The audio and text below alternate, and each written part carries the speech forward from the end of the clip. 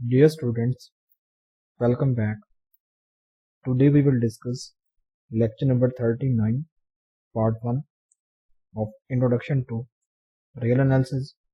अगर आपने अभी तक चैनल को सब्सक्राइब नहीं किया तो चैनल को सब्सक्राइब करें, वीडियो को लाइक और शेयर करें। आज के इस लेक्चर के कंटेंट में हम section 4.3 some extensions of limit concept को स्टडी करेंगे। सेक्शन 4.3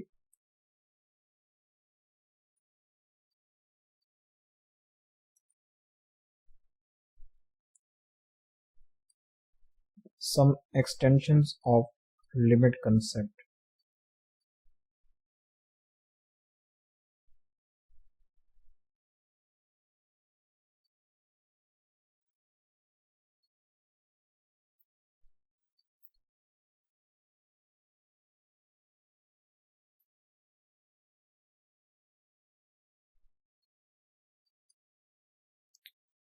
इस सेक्शन में हम 3 types of extensions of limit concept को स्टडी करेंगे।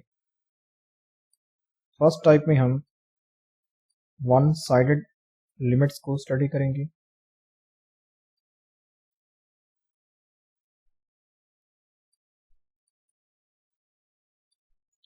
वन साइडेड लिमिट्स में हम left hand limit,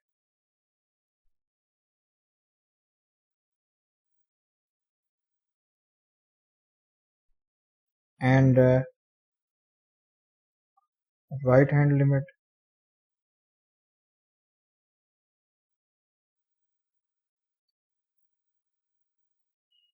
plus some theorems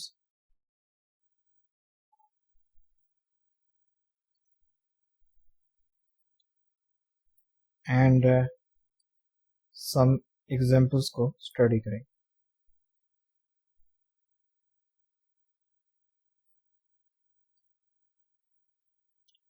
और यही हमारा आज का लेक्चर है। इसकी सेकंड टाइप में हम स्टूडेंट्स इनफिनाइट लिमिट्स को स्टडी करेंगे।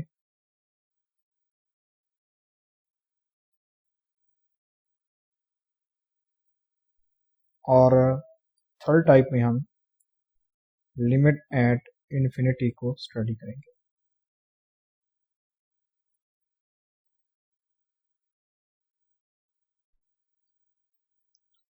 और इन टाइप्स में ही हमारा सेक्शन 4.3 कवर हो जाएगा। ठीक है, और ये तीनों टाइप्स के हैं, मोस्ट इम्पोर्टेंट है एग्जाम्स के हवाले से भी और एमसीक्यूज के हवाले से भी। ठीक है, तो इस सेक्शन में हम इन्हीं 3 टाइप्स को ही स्टडी करेंगे, लेकिन आज के इस लेक्चर में हम फर्स्ट टाइप को कवर करेंगे।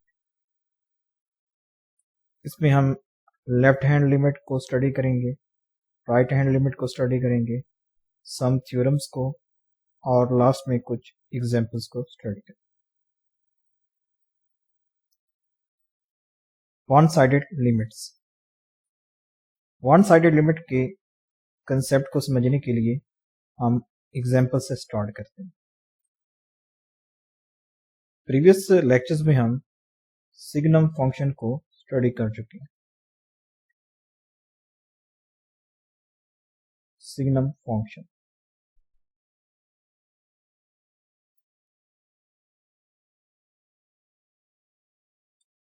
और हम ये भी जानते हैं कि इस फंक्शन की एट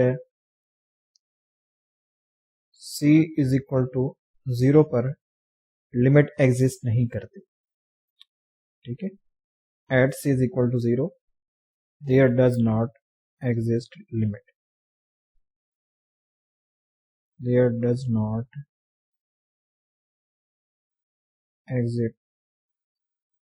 एग्जिस्ट लिमिट। ठीक है, ये हम प्रीवियस लेक्चर्स में इस चीज को स्टडी कर चुके हैं, सिग्नम फंक्शन के बारे में। व्हेन लिमिट एग्जिस्ट,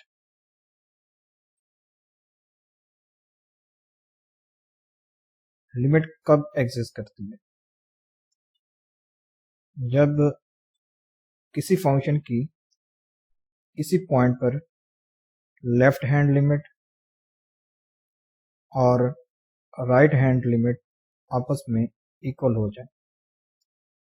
ठीक है, इस कंसेप्ट को भी हम प्रीवियस क्लासेस में स्टडी कर चुके हैं कि किसी भी पॉइंट पर लिमिट कब एग्जिस्ट करती है, जब उस पॉइंट पर लेफ्ट हैंड लिमिट और राइट हैंड लिमिट आपस में इक्वल हो।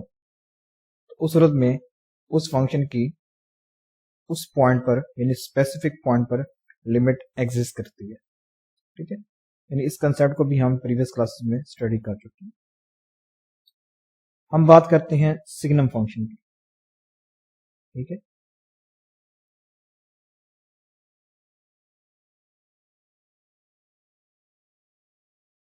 ये क्या होता है कि x इज ग्रेटर देन 0 पर ये पॉजिटिव 1 होता है,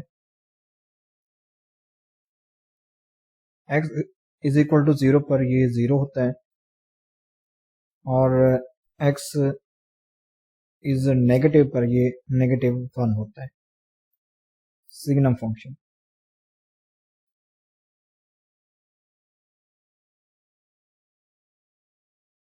ये इक्वल होता है x ओवर x का mod when x is not equal to 0।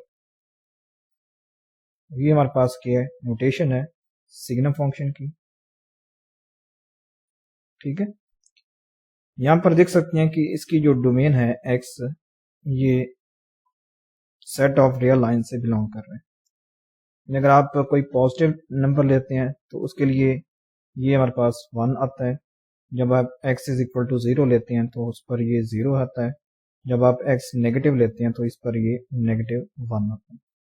ठीक है, तो इसको हम यही ड्रॉ करके देख लेते हैं।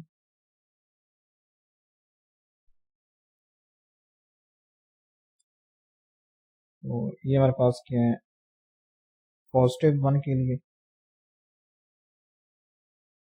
एक ये पार्ट बना लें और एक ये लाइन बना लें। ठीक है, तो स्टूडेंट्स यहाँ पर ये पॉजिटिव 1 होता है, यहाँ पर ये 0 है और यहाँ पर ये नेगेटिव 1 होता है।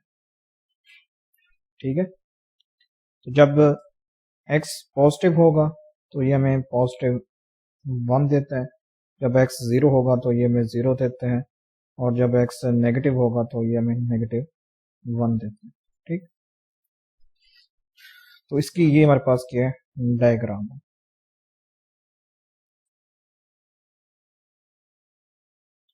और हम देख चुके हैं कि इसकी c इज इक्वल टू 0 पर लिमिट एग्जिस्ट नहीं करती। यानी ये आप समझ लेंगे, ये इसकी राइट हैंड लिमिट है और ये इसकी क्या है, लेफ्ट हैंड लिमिट है। तो आप देख सकते हैं कि at c is equal to 0 पर इसकी लेफ्ट हैंड लिमिट और राइट हैंड लिमिट आपस में इक्वल नहीं है। इसलिए हमने ये कहा था कि सिग्नम फंक्शन की at c is equal to 0 पर लिमिट एग्जिस्ट नहीं करती। ये चीज हम प्रीवियस लेक्चर्स में प्रूव कर चुके हैं। ठीक है, कि limit of signum x does not exist at c is equal to 0। ठीक है, ये हम प्रीवियस लेक्चर्स में प्रूफ कर चुके हैं। तो यहाँ पर हम लेफ्ट हैंड लिमिट और राइट हैंड लिमिट को स्टडी करने लगे हैं। ठीक है, तो देखिए ये हमारे पास क्या है, राइट हैंड लिमिट है, यानी 1 क्या है, इसकी राइट हैंड लिमिट है। राइट हैंड लिमिट ये हमारे पास क्या है, 1 है, और इसकी लेफ्ट हैंड लिमिट देखें तो वो हमारे पास क्या है, नेगेटिव 1 है। तो इसकी लेफ्ट हैंड और राइट हैंड लिमिट इक्वल नहीं है, तो इसलिए हमने ये कहा था कि सिग्नम फंक्शन की limit at c is equal to 0 पर एग्जिस्ट नहीं करती। ठीक, देखिए अगर हम इस सिग्नम फंक्शन को रिस्ट्रिक्ट कर देते हैं किस पर, अगर मैं सिग्नम फंक्शन को रिस्ट्रिक्ट कर लूं from c to infinity where c is positive. ठीक है, चलिए हम क्या करते हैं कि इस फंक्शन को इस इंटरवल पर रिस्ट्रिक्ट कर लेते हैं। ठीक है, c टू इन्फिनिटी, इस इंटरवल पर हम क्या करते हैं, इस फंक्शन को रिस्ट्रिक्ट कर देते हैं। ठीक है, यानी हमने यहां पर रिस्ट्रिक्शन लगा दी है कि ये फंक्शन, ठीक है, इस इंटरवल पर डिफाइंड है। ठीक है, c टू इन्फिनिटी, तो उस सूरत में इसकी लिमिट क्या होगी स्टूडेंट्स, हमारे पास पॉजिटिव 1 होगी। जब हम फंक्शन को, सिग्नम फंक्शन को रिस्ट्रिक्ट करते हैं इस इंटरवल पर c टू इन्फिनिटी पर, तो उस सूरत में इस फंक्शन की लिमिट क्या आती है, 1 आती है। ठीक है, उस सूरत में इस फंक्शन की लिमिट क्या आती है, 1 आती है। जब आप इसी फंक्शन को रिस्ट्रिक्ट कर देते हैं from minus infinity to c, तो उस सूरत में इस फंक्शन की लिमिट क्या आती है, -1 आती है at c is equal to 0 पर। यानी अगर हम फंक्शन को रिस्ट्रिक्ट नहीं करते तो उस सूरत में c इज इक्वल टू 0 पर इसकी लिमिट एग्जिस्ट नहीं करती। तो जब हम फंक्शन को रिस्ट्रिक्ट कर देते हैं, ठीक है, इस इंटरवल पर, तो उस सूरत में इस फंक्शन की लिमिट हमारे पास क्या आती है, पॉजिटिव 1 आती है। तो उस सूरत में इसकी लिमिट एग्जिस्ट कर रही है जब हम फंक्शन पर रिस्ट्रिक्शन अप्लाई कर रहे हैं। ठीक है, जब हम फंक्शन पर रिस्ट्रिक्शन अप्लाई कर देते हैं तो उस सूरत में इसकी लिमिट एग्जिस्ट कर जाती है। ठीक है, यानी जब हम इस इंटरवल पर इसको रिस्ट्रिक्शन कर लें, यानी रिस्ट्रिक्ट कर दें कि ये सिर्फ x इज पॉजिटिव पर ये फंक्शन डिफाइन है, तो उस सूरत में इसकी लिमिट हमारे पास 1 आती है। जब हम फंक्शन को रिस्ट्रिक्ट कर लेते हैं इस इंटरवल पर, तो उस सूरत में इसकी लिमिट क्या आती है, -1 आती है at c is equal to 0 पर। ठीक है, तो जब यहां से हमने ये ऑब्जर्व किया कि जब हम फंक्शंस पर रिस्ट्रिक्शन अप्लाई करते हैं तो उस सूरत में उसकी लिमिट एग्जिस्ट कर जाती है। यानी पहले हमने देखा कि सिग्नम फंक्शन की at c is equal to 0 पर लिमिट एग्जिस्ट नहीं करती। अब हमने देखा कि जब हमने फंक्शन पर रिस्ट्रिक्शन अप्लाई की तो उस सूरत में उसकी लिमिट एग्जिस्ट कर रही है। ठीक है, तो यहाँ पर स्टडी करते हैं। इन लाइंस में वही बता रहे हैं जो अभी हम पढ़ चुके हैं कि there are times when a function may not possess a limit at a point c।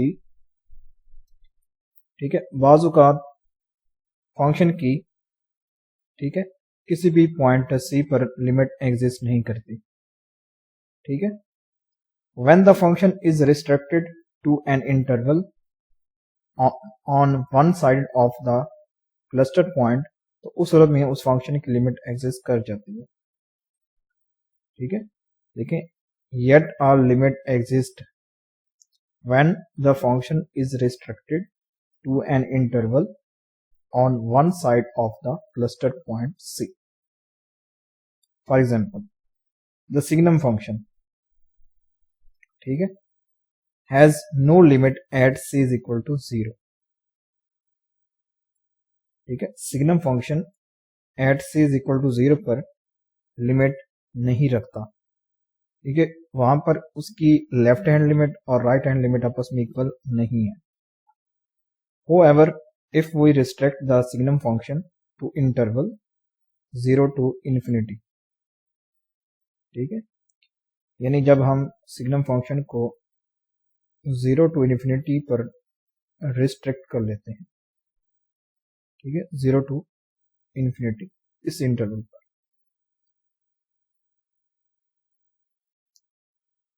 The resulting function has a limit of 1 at c is equal to 0।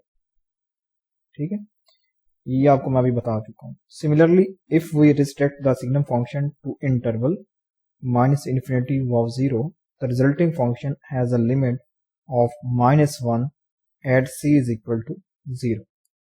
These are elementary examples of right hand and left hand limit at c is equal to 0. ठीक है, देखें यहां पर दोबारा वही figure बना लेते हैं।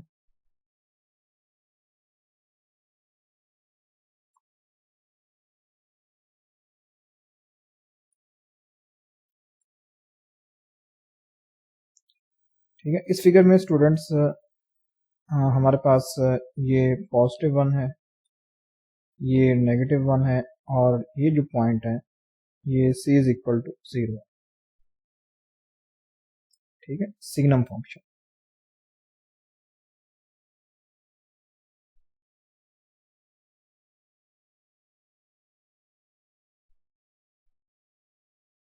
वैसे ये function c is equal to पर 0 पर लिमिट नहीं रखता या लिमिट एग्जिस्ट नहीं करती। जब हम इसे रेस्ट्रिक्ट करते हैं फ्रॉम 0 टू इन्फिनिटी इस इंटरवल पर, ठीक है, यानी हम ये कह रहे हैं कि हम यहाँ पर जो x लेंगे, यानी वैसे सिग्नम क्या होता है students, signum function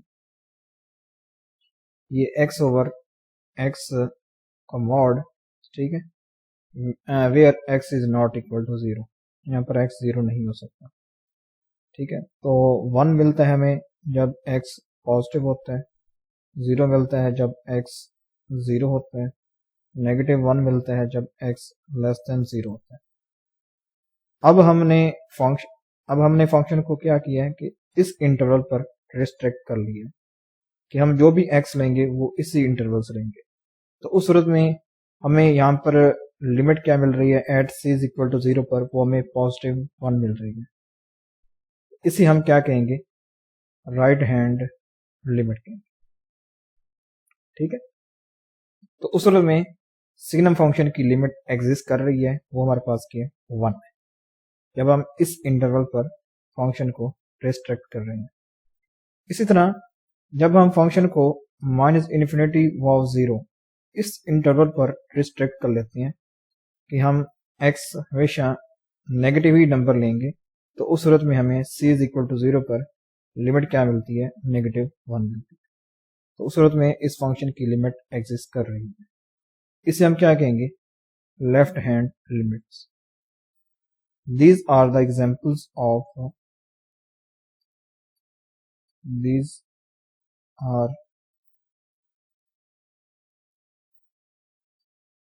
examples of left hand limit and right hand। ठीक है, अब इसकी प्रॉपर डेफिनेशन देखते हैं। 4.31 let a belongs to R and let f is a function from a to R। जो a है ये सेट R से बिलोंग करता है, रियल नंबर से कोई भी ये आप सेट लेंगे a, और फंक्शन क्या है, वो a से R पर है। If C belongs to R is the clustered point of the set A intersection C to infinity। ठीक है, यानी A intersection C to infinity, इसका क्या मतलब होगा, X belongs to A such that X is greater than C। ठीक है, इसका मतलब ये होगा कि जो भी आप x लेंगे वो c से बड़ा होगा। c ये r से बिलोंग कर रहा है, ये क्या है, clustered point of the set. ठीक है, ये इस सेट का क्लस्टर्ड पॉइंट है। ठीक है, then we say that L belongs to R is a right hand limit of function f at c, and we write limit x approaches to c positive f which is equal to l। ठीक है, देखें students, वही figure आप बना लें दोबारा।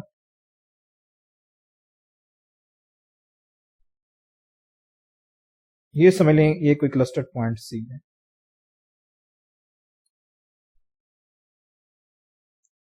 और ये हमारे पास क्या है, 1 है, यानी राइट हैंड लिमिट से आप कहना एल कहना। ठीक है, एल बिलोंग्स टू आर, यानी 1 आर से बिलोंग कर रहा है। ठीक है, यानी आप जब C belongs to R be a clustered point of set A intersection C वाव इन्फिनिटी, यानी अगर आप इस चीज को समझें, इसको समझ लें, ये पॉजिटिव इन्फिनिटी है, C वाव इन्फिनिटी। ठीक है, आप कोई भी सेट A लेते हैं, फॉर एग्जांपल मैं ये A डिफाइन कर रहा हूं। ठीक है, यानी A सबसेट है R का, एक मैंने कोई A डिफाइन कर दिया।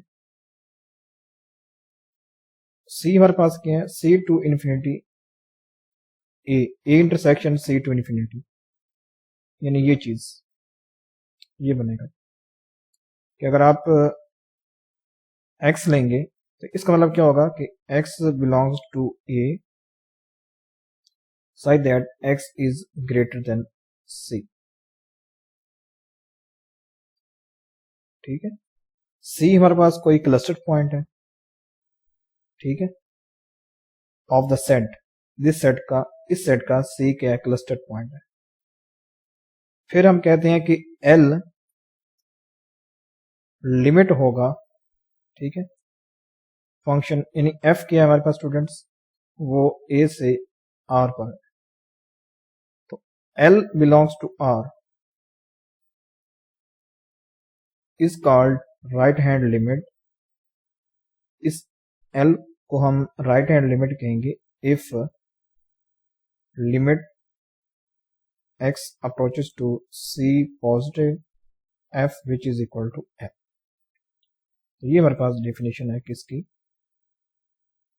राइट हैंड लिमिट की।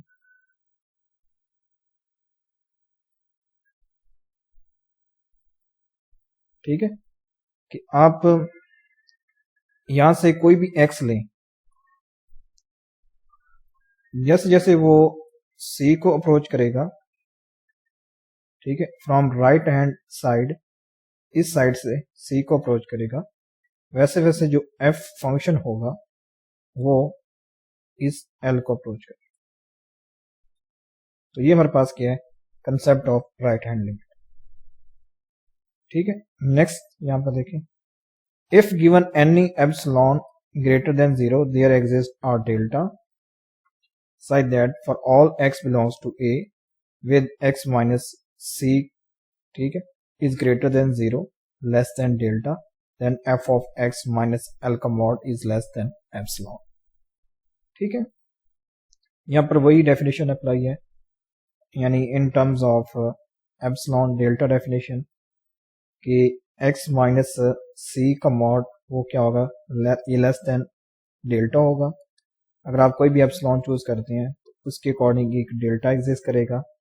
ठीक है, for all such that for all x belongs to A with x minus C is greater than 0 less than delta, then f of x minus L का मॉड is less than epsilon। Simple. Next देखते हैं left hand limit की definition. If C belongs to R is a clustered point of the set.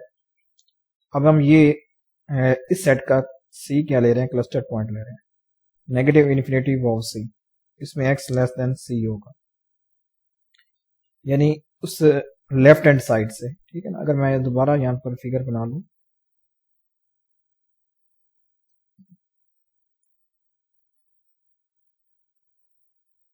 यानी अब ये for example हमने A define किया था, तो अब हम ये फॉर एग्जांपल ये नेगेटिव इन्फिनिटी है, ये कोई c इज इक्वल टू 0 है, इस पर हमें ये लिमिट मिल रही है -1। ठीक है, तो अगर हम इस ठीक है एरिया से अगर हम कोई भी x लेते हैं, ये x लेस देन c होगा, नेगेटिव नंबर ले रहे हैं हम। तो अगर आप इस एरिया से यानी x लेंगे, if c is a clustered point of the set, sorry c क्या है, इस सेट का क्लस्टर्ड पॉइंट है, then we say that L belongs to R is a left hand limit of f at c, and we write limit x approaches to c from left hand side। यहाँ पर negative का क्या मतलब होता है कि हम लेफ्ट हैंड साइड से अप्रोच कर रहे हैं, जो भी x होगा यहाँ से हम लेंगे, जब इस एरिया से आप x लेंगे तो ये लेफ्ट हैंड साइड से इस c को अप्रोच करेगा, तो वैसे वैसे जो फंक्शन होगा वो इस -1 को अप्रोच करेगा। ठीक है, तो उस रूप में हम ये लिखते हैं कि limit x approaches to c from left hand side f of x which is equal to L। ठीक है, अगर हम इसे एप्सिलॉन डेल्टा डेफिनेशन के अकॉर्डिंग लिखें तो अगर हम कोई एप्सिलॉन ग्रेटर देन 0 लेते हैं तो इसके अकॉर्डिंग एक डेल्टा एग्जिस्ट करेगा कि अगर आप x बिलोंग्स टू a लें देन c माइनस x, अब डिस्टेंस हम ले रहे हैं, ठीक है, सी एक्स और सी का, तो यहाँ पर हम लिखेंगे c माइनस एक्स का mod is less then delta, this implies f of x minus l का mod is less then epsilon. तो ये हमारे पास डेफिनेशन है left hand and right hand limit. ठीक है, नेक्स्ट देखते हैं students, the limits limit c x approaches to c from right hand side of f and limit x approaches to c from left hand side of f are called one-sided limits of f at c। Left hand और right hand limit को हम क्या कहते हैं, one sided limits of function कहते हैं at specific point c। ठीक है, it is possible that neither one sided limits में एग्जिस्ट। ठीक है, यानी वन साइडेड लिमिट एग्जिस्ट कर भी सकती हैं और नहीं भी कर सकती हैं। Also one of them may exist without the other existing, similarly as in the case of function signum। ठीक है, we see that यहाँ पर दोनों लेफ्ट हैंड लिमिट और राइट हैंड लिमिट एग्जिस्ट कर रही हैं। ठीक है ना, लेफ्ट हैंड लिमिट भी एग्जिस्ट कर रही थी और राइट हैंड लिमिट भी एग्जिस्ट कर रही थी, लेकिन दे बोथ आर डिफरेंट। वो दोनों लिमिट्स क्या थी, डिफरेंट थी। लेफ्ट हैंड लिमिट भी एग्जिस्ट कर रही थी, राइट हैंड लिमिट भी एग्जिस्ट कर रही थी, लेकिन वो दोनों क्या थी, डिफरेंट थी। ठीक है, सिंपल। नेक्स्ट देखें, आप इसको भी स्टडी कर लेना। यहाँ पर स्टूडेंट्स वो ये बता रहा है कि अगर जो ए हम इंटरवल ले रहे हैं इसका अगर लेफ्ट एंड पॉइंट सी हो, यानी सी टू इन्फिनिटी हो, तो उस सूरत में हमारे पास राइट हैंड लिमिट एग्जिस्ट करेगी। अगर जो हम ए ले रहे हैं इंटरवल इसका राइट एंड पॉइंट सी हो, तो उस सूरत में स्टूडेंट्स हमारे पास क्या होगी कि लेफ्ट हैंड लिमिट एग्जिस्ट करेगी। सिंपल। ठीक है, ये इसमें उसने बता दिया। नेक्स्ट देखते हैं students, theorem 4.32, let A is a subset of R, let f is a function from A to R, and let C belongs to R be a clustered point of A intersection C to infinity। अब देखिए हम इस set का, ठीक है, cluster point C ले रहे हैं। ठीक है, A intersection C to infinity, ये फॉर एग्जांपल ये C है और ये हमारे पास कोई इन्फिनिटी है, और फॉर एग्जांपल ये हम कोई A ले रहे हैं। तो A intersection C to infinity हम इस ठीक है सेट का ये C क्या ले रहे हैं, क्लस्टर पॉइंट ले रहे हैं।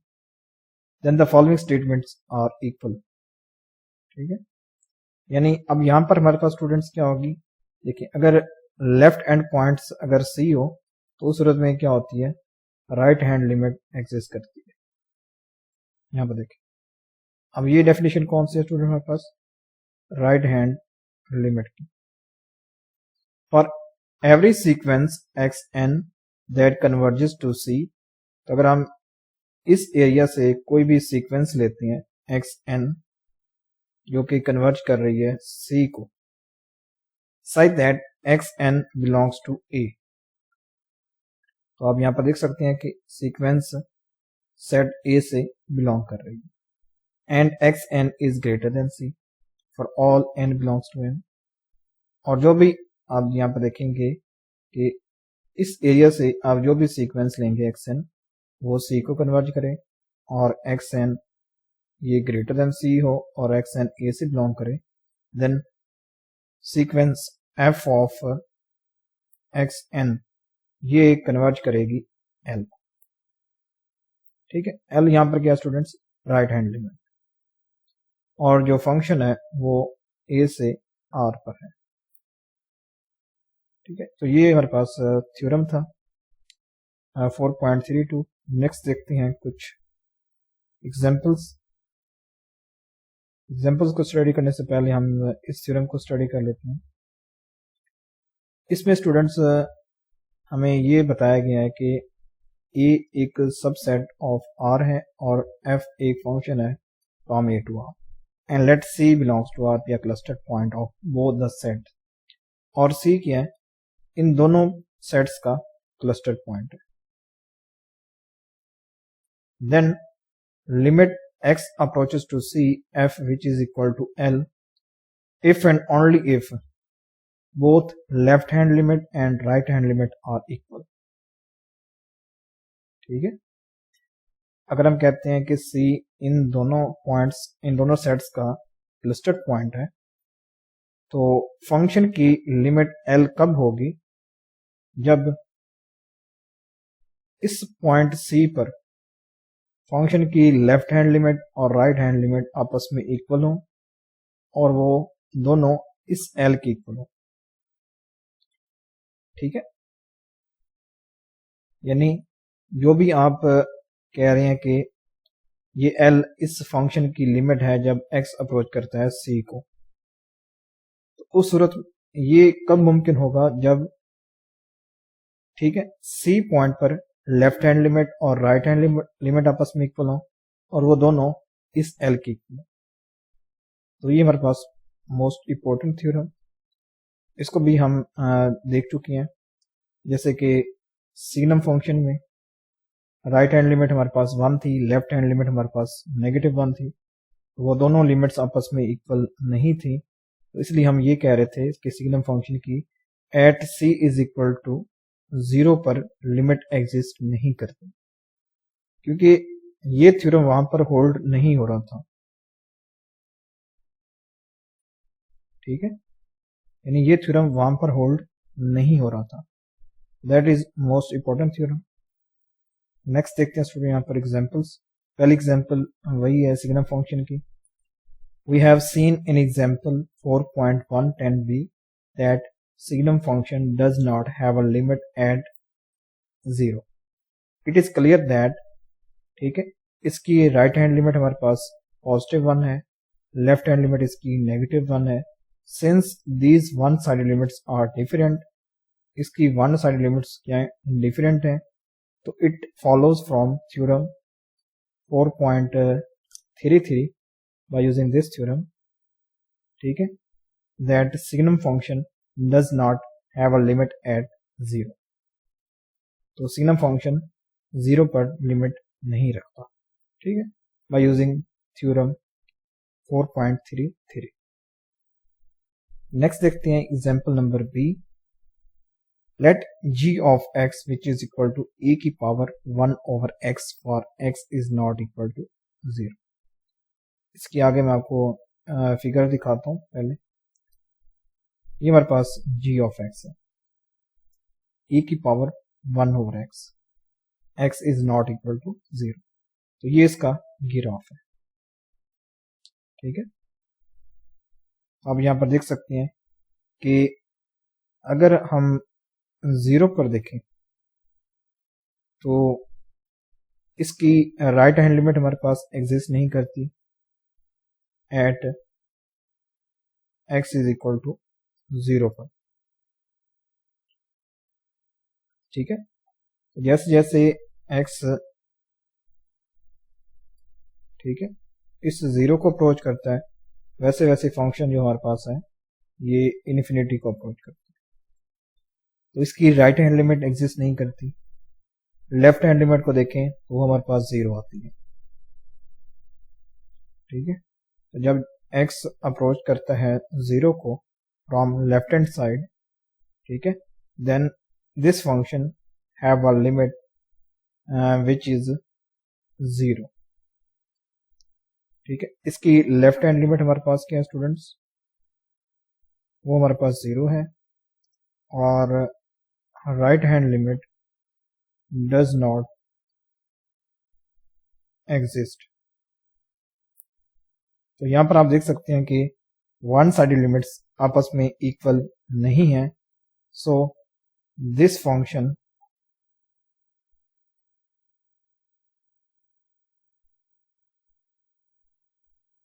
have no limit at c is equal to 0, या आप कह लें सिंपल 0 कह लें कि ये फंक्शन यानी जो हम g ऑफ x ले रहे हैं which is equal to e की power 1 over x have no limit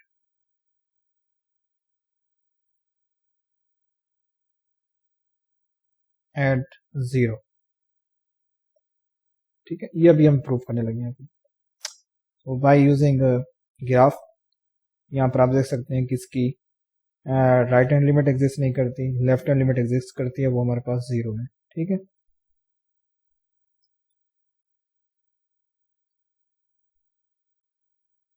देखिए स्टूडेंट, यहाँ पर we first show that g does not have a finite right hand limit at c is equal to 0। ठीक है, पहले हम ये शो करेंगे कि जो फंक्शन है g ये राइट हैंड लिमिट नहीं रखता, since it is not bounded on any right hand neighbourhood of 0। अगर आप 0 पर कोई नेबरहुड लेते हैं राइट हैंड तो वो उस पर बाउंडेड नहीं है। तो अगर ये नेबरहुड पर बाउंडेड नहीं है तो इसका मतलब ये होगा कि ये फंक्शन, ठीक है, राइट हैंड लिमिट या राइट हैंड नेबरहुड पर यानी लिमिट नहीं रखेगा। ठीक है, we shall make use of the inequality.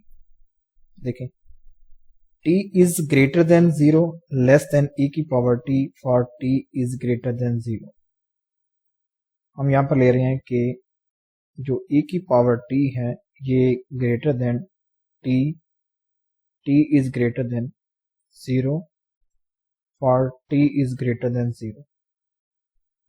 अगर आप t की वैल्यू 0 से बड़ी लेते हैं तो उस सूरत में ये इनइक्वालिटी होल्ड करती है। फॉर एग्जांपल अगर मैं t ले लेता हूँ 0 तो आप देख सकते हैं कि e की पावर 0 ये ग्रेटर देन होगा 0 से, यानी e की पावर 0 हमारे पास क्या होता है 1 आप देख सकते हैं कि ग्रेटर देन 0, यानी इस इनइक्वालिटी को हम यूज कर रहे हैं ये प्रूफ करने के लिए कि जो g फंक्शन है ये राइट हैंड साइड पर लिमिट यानी राइट हैंड लिमिट नहीं रखता at c is equal to 0। It follows from 1 if x is positive then 1 over x is greater than 0 less than e की पावर 1 over x। तो अब simple t को replace कर लें 1 over x से, 1 over x is greater than 0 less than e की power 1 over x if we take xn which is equal to 1 over n। ठीक है, देखिए अगर हम x पॉजिटिव लेते हैं तो यहाँ पर स्टूडेंट्स ये हमारे पास आ रहा है कि 1/x is greater than 0 less than e की पावर 1/x। तो अगर हम सीक्वेंस लेते हैं वही जैसे कि हमने अभी देखा है थ्योरम कि अगर आप कोई सीक्वेंस xn लेते हैं जो कि कन्वर्जेंट है और वो c को कन्वर्ट कर, अब हम ये प्रूव कर रहे हैं कि at c is equal to 0 पर जो फंक्शन हम ले रहे हैं g of x which is equal to e की power 1/x does not have a limit at c is equal to 0, यानी finite right hand limit c is equal to 0 पर जो ये फंक्शन है ये राइट हैंड लिमिट नहीं रखता, ये हम प्रूव करने लगते हैं। तो अगर हम कोई सीक्वेंस लेते हैं xn which is equal to 1/n, आप देख सकते हैं कि ये 0 को कन्वर्ट करेगी। Limit n approaches to infinity 1/n, आपको ये पता है कि ये सीक्वेंस 0 को कन्वर्ट करती है, क्योंकि हम c इज इक्वल टू 0 ले रहे हैं तो हमें जो भी सीक्वेंस लेनी पड़ेगी वो 0 को कन्वर्ज लाजमी तौर पर करनी चाहिए इस c को, यानी अगर xn c को कन्वर्ज करता है तो f ऑफ xn ये l को कन्वर्ज करना चाहिए। ठीक है, ये हमने थ्योरम में भी देखा है। तो अगर हम यहाँ पर यही xn अप्लाई कर दें फंक्शन में, ये क्या बनेगा, g ऑफ xn यह बनेगा e की पावर 1/1/xn। ठीक है, तो आप यहाँ पर देख सकते हैं कि यहाँ पर xn 1 से मल्टीप्लाई हो जाएगा, तो ये बन जाएगा g of xn which is equal to e का पावर xn, ये ग्रेटर देन होगा n से, यानी यहाँ पर g ऑफ xn ये हमारे पास क्या आ रहा है, ग्रेटर देन n आ रहा है। तो आप ये देख सकते हैं n एक डाइवर्जेंट सीक्वेंस है, तो g of xn is also divergent। तो g ऑफ xn ये भी सीक्वेंस खुद भी एक डाइवर्जेंट सीक्वेंस है। यहाँ पर देखें, यहाँ पर हाँ अगर आप 1/n, हाँ xn नहीं 1/n अप्लाई करते हैं, यानी g of xn which is equal to क्या बनेगा, e की पावर 1/1/n बनेगा। इसे आप लिख सकते हैं e की पावर n, तो ये ग्रेटर देन होगा n से, बाय यूजिंग कौन सी इनइक्वालिटी स्टूडेंट्स, हमने ये लिया इनइक्वालिटी कि t is greater than 0 less than e की power t for t is positive. तो बाय यूजिंग दिस यानी e की power t is greater then t, तो यहाँ पर हमारे पास आया e की पावर n, ये ग्रेटर देन होगा n से, सिंपल n इज पॉजिटिव के लिए। तो यहाँ पर हमें स्टूडेंट्स क्या मिला है कि g ऑफ xn ये हमें मिला है ग्रेटर देन n। तो आप देख सकते हैं कि ये जो n है, या अगर हम स्टूडेंट्स देखें सेक्शन 3.6 प्रॉपरली डाइवर्जेंट सीक्वेंस, ठीक है, तो यहां से अगर हम n is greater then alpha ले लें तो आप देख सकते हैं कि g ऑफ xn ये ग्रेटर देन अल्फा आ रहा है, तब भी g ऑफ xn एक क्या है, डाइवर्जेंट सीक्वेंस है। ठीक, xn g ऑफ xn फिर भी एक डाइवर्जेंट सीक्वेंस है। तो यहां से स्टूडेंट्स हमें क्या मिला कि जो हम फंक्शन ले रहे हैं g ऑफ xn, इसकी right hand side right hand limit वो एग्जिस्ट नहीं करेगी। ठीक है, अब हम इसकी प्रूफ करने लगे हैं कि इसकी लेफ्ट हैंड लिमिट 0 है। ठीक है, हमने अभी देखा कि इसकी राइट हैंड साइड जो राइट हैंड लिमिट है वो एग्जिस्ट नहीं करती। ठीक है, तो आई होप आपको ये चीज क्लियर हो गई होगी। नेक्स्ट देखते हैं कि इसकी लेफ्ट हैंड लिमिट 0 कैसे आती है। However, limit x approaches to 0 from left hand side e की power 1/x is equal to 0, ये हम प्रूव कर रहे हैं। Indeed, if x is less than 0, we take t which is equal to -1/x in 1। जब x 0 होगा, x less than 0 होगा, तो अब हम t क्या ले रहे हैं, -1/x ले रहे हैं इक्वेशन नंबर 1 में। We obtain -1/x is greater than 0 less than e की power 1/-1/x। Since x is less than 0, this implies e की power 1/x is greater than 0 less than -x for all x is less than 0। ठीक है, यहां पर देखें equation 1 क्या थी students हमारे पास, कि t is greater than 0 less than e की पावर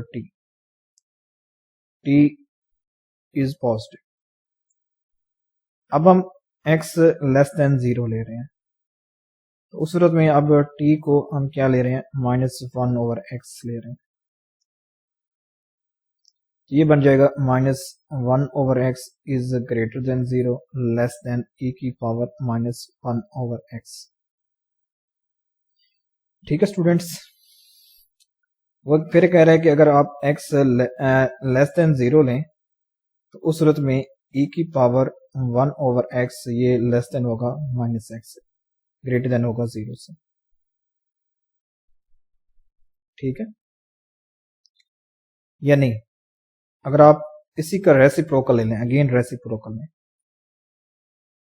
यानी -1/x is less than e की पावर -1/x, तो अगर आप रेसिप्रोकल लेते हैं तो ये हमारे पास बनेगा -x is greater then 1/e की पावर -1/x। ठीक है, तो या सॉरी, अगर आप ये वाला कह रहे हैं कि अगर x लेस देन 0 होगा तो उस सूरत में ये हमारे पास होल्ड करेगी। ठीक है, अगर आप इसका रेसिप्रोकल लेते हैं तो हमारे पास ये फिर पॉजिटिव आती है e की पावर 1/x, तो उस सूरत में e की पावर 1/x ये ग्रेटर देन 0 होगा, लेस देन होगा -x से। तो अगर आप लिमिट अप्लाई करें, limit x approaches to 0 from left hand side of 0 is less than, ठीक है, यहां पर भी लिमिट अप्लाई करें, दोबारा हम इसे लिख लेते हैं। हमारे पास ये कंडीशन आई है कि अगर x greater than less than 0 होगा, तो दिस इंप्लाइज e की power 1/x is less than -x which is greater than 0। Limit apply करें, limit x approaches to 0 from left hand side into 0 is less than limit x approaches to 0 from left hand side e की power 1/x is less than limit x approaches to 0 from left hand side of -x। तो यहाँ पर हमारे पास क्या आ चुका है, 0 is less than limit x approaches to 0 from left hand side e की power 1/x is less than 0। अगर आप यहाँ पर लिमिट पुट करें तो हमारे पास क्या आता है, 0 आंसर आता है। तो by using squeeze theorem, limit x approaches to 0 from left hand side e की पावर 1/x ये क्या होगी, 0 होगी। तो इसकी लेफ्ट हैंड साइड लिमिट हमारे पास 0 है और राइट हैंड लिमिट हमारे पास क्या है, डज नॉट एग्जिस्ट। फंक्शन हम कौन सा ले रहे हैं, g of x which is equal to e की power 1/x, x is positive. ठीक है students, since x is less than 0 this implies e की power 1/x is greater than 0 less than -x। तो फिर हम ये प्रूव कर सकते हैं कि ये लिमिट 0 कैसे आ रही है। ठीक है, नेक्स्ट देखते हैं स्टूडेंट्स, अब इस फंक्शन को देखते हैं h ऑफ x को। इसकी अगर आप लेफ्ट हैंड लिमिट को चेक करें स्टूडेंट्स, वो हमारे पास क्या है, 1 है। अगर हम इसकी राइट हैंड लिमिट को देखें तो वो हमारे पास क्या है, 0 at c is equal to 0। तो वन साइडेड लिमिट्स आपस में इक्वल नहीं है, तो इसका मतलब ये होगा कि इस फंक्शन की लिमिट भी एग्जिस्ट नहीं करेगी। Simple, at c is equal to 0 पर। यानी हमने जो भी एग्जांपल्स ली हैं उनमें लिमिट एग्जिस्ट नहीं कर रही थी, क्योंकि वन साइड लिमिट्स आपस में इक्वल नहीं थी। अब इसकी एग्जांपल को देखते हैं। Next, let h of x which is equal to 1 over e की power 1 over x plus 1 for x is not equal to 0। ये हम अभी फिगर देख चुके हैं, ठीक है। तो अब वो कह रहा है कि from part B we have 1 over x is greater than 0 less than e की power 1 over x। Part B में स्टूडेंट्स अभी हम ये देख चुके हैं कि 1 over x ये greater than 0 less than e की पावर 1 over x, लेकिन हमारे पास है 1 over e की पावर 1 over x plus 1 है, ठीक है। हमारे पास जो फंक्शन है h of x ये हमारे पास है। तो अब स्टूडेंट देखें 1 over e की पावर 1 over x, देखें यहाँ पर हमारे पास है 1 over x is greater than 0 less than e की पावर 1 over x। अगर मैं इसका रेसिप्रोकल लेता हूँ तो ये बन जाएगा 0 is greater than x is greater than 1 over e की पावर 1 over x, यानी मुझे मिलेगा 1 over e की पावर 1 over x, ठीक है। ये हाँ लेस देन x और ये ग्रेटर देन 0, ये चीज मिलेगी। तो e की पावर 1 over x plus 1 ये ग्रेटर होगा e की पावर 1 over x से। तो अगर हम इसका रेसिप्रोकल ले लें तो ये बन जाएगा e की power 1 over x plus 1 is less then 1 over e की पावर 1 over x, ठीक है। तो अब हम स्टूडेंट्स लिख सकते हैं कि 1 over e की power 1 over x plus 1 is greater than 0 less than 1 over e की power 1 over x which is less than x। इस चीज को देखें, इस चीज को, ठीक है। तो दिस इंप्लाइज 1 over e की power 1 over x plus 1 is greater than 0 less than x। इसको आप स्टेयर कह लें, ठीक है। ये चीज which implies that limit x approaches to 0 from right hand side which is equal to 0, ठीक है स्टूडेंट्स। जब आप x 0 को अप्रोच करेगा फ्रॉम राइट हैंड साइड तो उस सूरत में इस फंक्शन की लिमिट हमारे पास क्या आ रही है, 0 आ रही है, ठीक है। यानी यहाँ पर ये कंडीशन में मिली है कि 1 over e की power 1 over x plus 1 is greater than 0 less than x, ठीक है। तो जब यानी आप वो साइड लिमिट अप्लाई कर लें तो limit x approaches to 0 from right hand side of 0 is less than limit x approaches to 0 from left hand side 1 over e की power 1 over x plus 1 is less than limit x approaches to 0 from right hand side, ठीक है। Right hand side है, इधर x आ जाएगा तो आप देख सकते हैं कि ये आ जाएगा स्टूडेंट मेरे पास 0 is less than limit x approaches to 0 from post right hand side 1 over e की power 1 over x plus 1 is less than 0। तो बाय यूजिंग सीक्वेंस थ्योरम आप देख सकते हैं कि इसकी लिमिट हमारे पास क्या है, हमारे पास 0 है। Limit x approaches to 0 from right hand side of h of x which is equal to 0। Right hand side यानी राइट हैंड लिमिट क्या आती है, हमारे पास 0 आती है। Since we have seen in part B that limit x approaches to 0 from left hand side e की power 1 over x हमारे पास क्या आती है, लिमिट 0 आती है। हमने इस b में, एग्जाम्पल नंबर b में हम ये देख चुके हैं कि e की पावर 1 over x को जब x अप्रोच करते हैं 0 को फ्रॉम लेफ्ट हैंड साइड तो उस सूरत में लिमिट क्या आती है, 0 आती है। तो अब देखें, अब हमारे पास स्टूडेंट्स क्या है, यानी ये हमारे पास कंडीशन है 1 over a की power 1 over x plus 1 is less than x is greater than 0। ठीक है स्टूडेंट्स, ये हमारे पास कंडीशन है। तो इस कंडीशन से हम लिमिट तो प्रूव कर चुके हैं कि लेफ्ट हैंड लिमिट जो हमारे पास वो 0 है।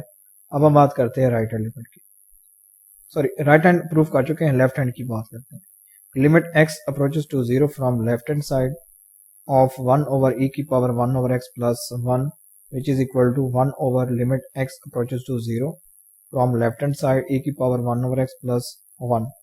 हम ये देख चुके हैं कि ये टोटल लिमिट क्या आती है, हमारे पास 0 आती है। तो 1 over 0 plus 1 ये हमारे पास बन जाएगा 1 over 1 which is equal to 1। Note that for this function both one side limits exist in R but they are unequal। दोनों यानी वन साइड लिमिट्स तो एग्जिस्ट कर रही हैं लेकिन आपस में इक्वल नहीं है। तो इस वजह से जो फंक्शन h ऑफ x हम ले रहे हैं तो इसकी यानी limit at c is equal to 0 पर एग्जिस्ट नहीं करती, डज नॉट एग्जिस्ट।